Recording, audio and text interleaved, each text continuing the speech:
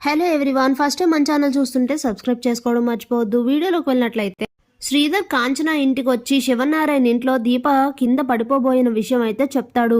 Stun అయిపోతుంది కాంచన. అప్పుడే శ్రీధర్, నీకు అసలు ఇప్పటిదాకా నాకే దీప మీద ఇష్టం లేదనుకున్నాను, నీకు కూడా ఇష్టం లేదని ఈరోజు అర్థమైంది అని చెప్పేసరికి, ఏంటి మీరు అలా మాట్లాడుతున్నారు, నా కోడలంటే నాకు ఇష్టం లేదని నేను మీకు చెప్పానా అని అడుగుతుంది. నీ ప్రవర్తన అలానే ఉంది మరి, లేదంటే కడుపుతో ఉన్న కోడల్ని ఆ ఇంటికి పనిచేయడానికి ఎందుకు పంపిస్తావు? అసలు ఈ టైంలో మామూలుగానే పనులు చేయకూడదు, అలాంటిది వాళ్ళ ఇంట్లో పనులు చేయడం నువ్వెందుకు పంపిస్తావు? అంటే నీకు బాధ్యత లేనట్టే కదా.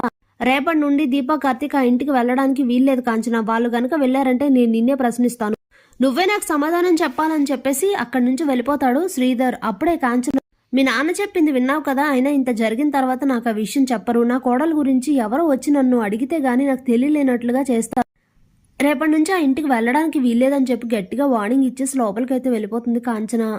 ఇంతలో రాత్రి అవుతుంది. దీప కార్తీక్ ఇద్దరు రేపు ఏం చేయాలి అసలు, ఇప్పుడు ఏంటి బాబు పరిస్థితి అని మాట్లాడుతూ ఉంటే ఇంతలోనే అక్కడికైతే కాంచన వస్తుంది. మీ ఇద్దరు మాటల తర్వాత ముందు ఏం నిర్ణయించుకున్నారో చెప్పండి అని అడిగితే, దేని గురించి అత్తా అని అడుగుతుంది దీప. నేను నా కొడుకుతో మాట్లాడుతుంటే నువ్వెందుకు అసలు అడ్డుపడుతున్నావు? పెళ్ళయ్యేంత వరకే కొడుకులు, ఆ తర్వాత ఇంక భార్యల మాటే వింటారు, భార్య కొంగును కట్టుకొని తిరుగుతారు అని అంటే, దీపేం నన్ను కొంగు కట్టుకోలేదులేమ్మా అని అంటాడు కార్తీక్. అదేం కట్టుకోలేదురా, నువ్వే దాని కొంగు చుట్టుకొని తిరుగుతున్నావు అని అంటుంది. అదేంటత్త బావని అంత మాట అంటున్నావు అని దీప అడిగితే, వాణ్ణే కాదే నిన్ను కూడా అంటాను అనే అధికారం నాకుంది అని అంటుంది కాంచన. అవునులే మేనత్తో కదా ఏమన్నా అంటావని అంటుంది దీప. అప్పుడే అత్తనో మేనత్తనో తర్వాత ముందు ఏం నిర్ణయించుకున్నారో చెప్పండి అని అడిగితే, మాస్టర్ ఏదో ఆవేశంలో అన్న ఒక మాటను పట్టుకుని ఎందుకమ్మా ఇంతలా ఆలోచిస్తున్నావు, వదిలేయచ్చు కదా అని అంటాడు కార్తీక్. ఇప్పుడు మీరు అయినా సరే ఇంత జరిగినా కూడా ఆ ఇంటికి వెళ్ళడం మాననని అంటారా? మీరు చేసే పనుల వల్ల నేను ఆయనకు సమాధానం చెప్పుకోవాలి అని చెప్తే, ఆయన ఎవరో కాదు మీ భర్తే కదా అని అంటుంది దీప.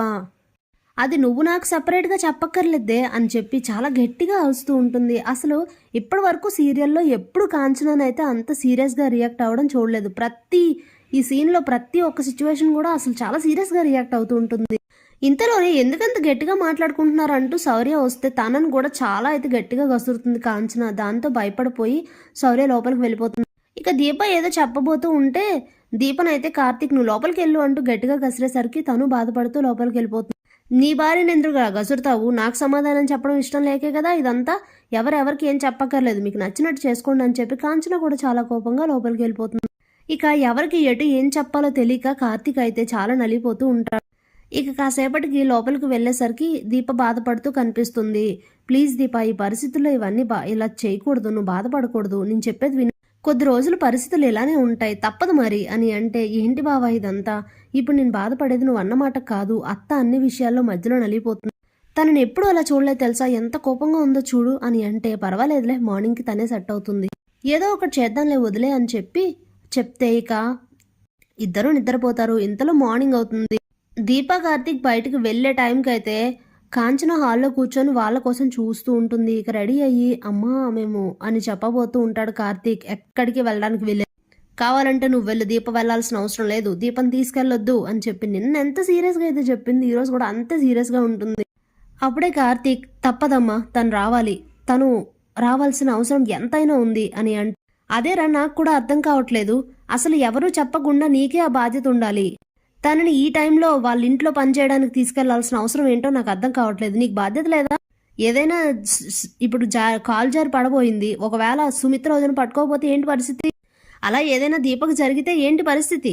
ఎందుకు అంతలాగా? అయినా అగ్రిమెంట్ మీద సంతకం నువ్వు పెట్టావు, నువ్వు వెళ్తున్నావు కదా, ఇచ్చిన మాట కన్నా కూడా కొన్నిసార్లు మన పరిస్థితులే మనకు ముఖ్యం.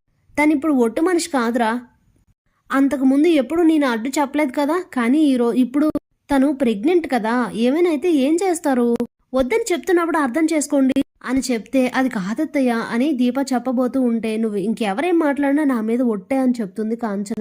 ఇక కార్తీక్ అయితే, అమ్మా నువ్వు ఒట్టు పెట్టుకున్నా నేనేం చేయలేను, పరిస్థితి అర్థం చేసుకో అని అంటే, ఏంటా పరిస్థితి అని గట్టిగా నిలదీసి అడిగేసరికి కార్తీక్ అయితే, ఆ పరిస్థితి ఏంటంటే జ్యోత్స్నలో మార్పు తేవాలి, దీప సుమిత్ర అత్తయ్యకి దశరథ్ మావయ్యకి అందరికీ తనేంటో అర్థం కావాలి, తనే తప్పు చేయలేదని తెలియాలి, ఆ తర్వాతే తను ఆ ఇంటి వారసురాలని మీ అందరికీ తెలియాలి అని చెప్తాడు. ఒక్కసారిగా స్టన్ అయిపోతుంది కాంచన.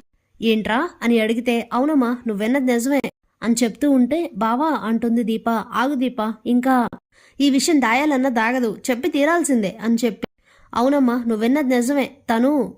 తను శివనారాయణ గారు మనవరాలు, దశరథ్ సుమిత్రల ఏకైక కూతురు అని చెప్తే, ఏం మాట్లాడుతున్నావురా, నాకేం అర్థం కావట్లేదు. తను మా అన్నయ్య కూతురేంటి, మరి జ్యోత్స్న అని అడిగితే, జ్యోత్స్న దాసమావయ్య కూతురమ్మా అనేసరికి, కార్తీక్ ఏం చెప్తున్నావు అని అడిగితే, చిన్నప్పటి నుంచి జరిగిన స్టోరీ అయితే చెప్తాడు. అంటే పారిజాతం బిడ్డలను మార్చడం దగ్గర నుంచి మొత్తం స్టోరీ చెప్తాడు. దాంతో స్టన్ అయిపోయి అలా ఉండిపోతుంది కాంచన. ఇంత దారుణాన్ని కొడిగడతారా అని చెప్పి చాలా బాధపడుతుంది. నిజం తెలిసినా కూడా జ్యోత్స్న ప్రవర్తన ఇలా ఉన్నందుకు, అలాగే పారిజాతం మీద చాలా కోపం వస్తుంది కాంచనకి. Thanks for watching.